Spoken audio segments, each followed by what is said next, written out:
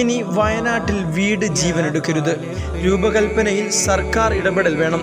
Prefab വീടുകൾ ഉയരണം. കലിതുള്ളിയ പ്രകൃതിയുടെ മുന്നിൽ തകർന്നടിഞ്ഞു പോയ ഒരു നാടിനെക്കുറിച്ചുള്ള ചില പുനർനിർമ്മാണ ചിന്തകളാണ് പറയാനുള്ളത്. ഇത് എഴുതുമ്പോഴും ഒട്ടേറെ മനുഷ്യർ മണ്ണിനിടയിൽ കുടുങ്ങിക്കിടക്കുന്നുണ്ട്. എങ്കിലും വയനാടിൻ്റെ സുരക്ഷയും പുനർനിർമ്മാണവും ഏതൊരു മനുഷ്യൻ്റെയും ആലോചനകളിൽ വരുന്നത് സ്വാഭാവികമാണ്. സർവ്വതും നഷ്ടപ്പെട്ട മനുഷ്യരെ പുനരധിവസിപ്പിക്കേണ്ടതിനെ കുറിച്ചാണ് ഇനി ആലോചിക്കേണ്ടത്. അതെങ്ങനെയാവണമെന്ന് സർക്കാരിന് ഉടനെ ഒരു നയമുണ്ടാവണം. വയനാട് പോലെയുള്ള പരിസ്ഥിതി ലോല പ്രദേശങ്ങളിൽ അഭയമാകേണ്ട വീടുകൾ തകർന്നു വീണ് ജീവനെടുക്കുന്ന ദുരവസ്ഥ ഇനി ഉണ്ടാകരുത്. വയനാട്ടിലെ മനുഷ്യർക്ക് ഇനി പ്രായോഗികമാവുക ഭൂമിക്ക് ഭാരമാകാത്ത വീടുകളാണ്. വയനാട്ടിൽ മാത്രമല്ല, കേരളത്തിലെ പരിസ്ഥിതി ലോല പ്രദേശങ്ങളിൽ വീടുകളും കെട്ടിടങ്ങളും നിർമ്മിക്കുന്നതിന് ഒരു മാർഗരേഖ ഉണ്ടാക്കണം.